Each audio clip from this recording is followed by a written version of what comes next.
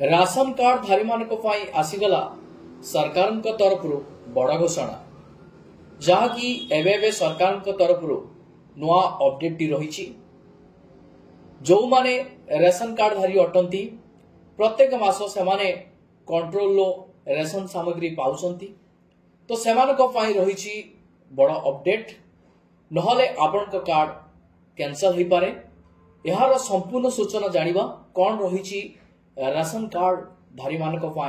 नुआ अपडेट ता पूर्व मुझे कहबी चैनल जदि नुआ करी आपण वीडियो टी देखुचंती ताहले वीडियो को लाइक करी चैनल को सब्सक्राइब करी पाखरे थिबा नोटिफिकेशन को क्लिक करी प्रत्येक दिन सरकार तरफ लेटेस्ट अपडेट जानिबा को हेले ऑल ले आपण माने सिलेक्ट कर देबे जहाँ की वर्तमान न्यूज आर्टिकल रे अपडेट रही राशन कार्ड धारी मानक सरकार तरफ सूचना रही जनवरी 31 तारीख सुधा आपण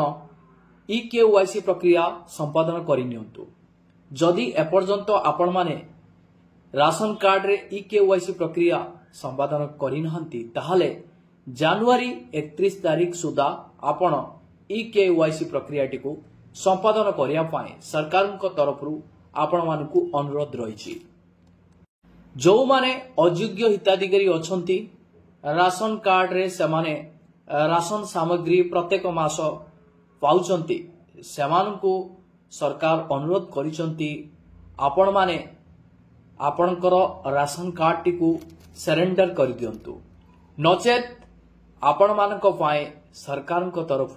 कार्यानुष्ठान ग्रहण करा जिवो यह भी मध्य सरकार तरफ सूचना रही जो माने अयोग्य हिताधिकारी अछंती समाने राशन कार्ड रू राशन सामग्री हासिल करूचंती तो सेमाने भय रे EKYC करिया पई आसु नाहंती सेमानकु सरकार तरफ सूचना रही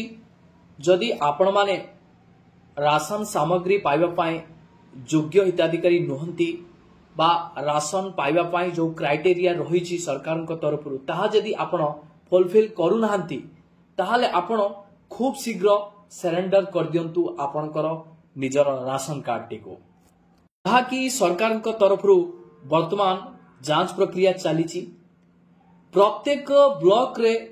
200 किंबा 300 हिताधिकारी एमिति अछंती जहा अयोग्य राशन कार्ड धारी अटंती जहा जांच प्रक्रिया परे ए सब सूचना मिली सरकार को सरकार सेमानकु अनुरोध करिसंती आपण खूब शीघ्र आपणकर राशन कार्ड टिकु सरेंडर करदेवा पाई अयोग्य राशन कार्ड हिताधिकारी अछंती प्रत्येक ब्लॉक रु 200 रु 300 हिताधिकारी एमिति अछंती जहां सरकार तरफ आपण मानकु सूचना रही यह सरकार तरफ वेरिफिकेशन चली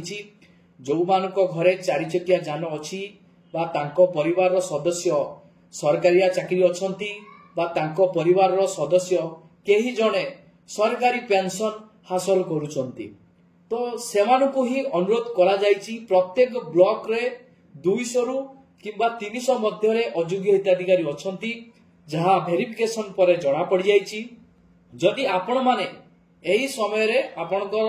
निजर राशन कार्ड टिकु आपण सरेंडर करू नाहंती आपण माने सरकार तरफ दंडित हेबे यहा परे आपण गोडाए फाइन मध्य गणिबे या सहित आहुरी मध्य मंत्री सूचना देइचंती तो जो माने अयोग्य राशन कार्ड हिताधिकारी अछंती सेमाने EKYC करू नाहंती EKYC करिया द्वारा सेमाने जणा पड़ जिवे सेमाने योग्य कि अयोग्य सेथि पई सेमाने डरी कि आसु नाहंती EKYC करिया पई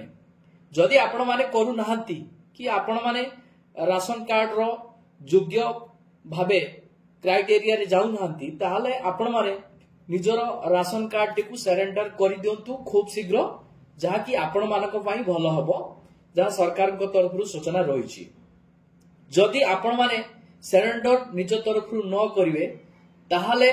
आपण मानक पई सरकार दृढ़ कार्यानुष्ठान ग्रहण करिवे जदि आपण माने निजर कार्ड टिकु सरेंडर कर देबे जहाँ कि आपण मानकर कोनोसी क्षति होबो नाही कि आपण को ऊपर कोनोसी कार्यानुष्ठान ग्रहण करा जिवो नाही जहाँ सरकार तरफ साफ साफ सूचना रही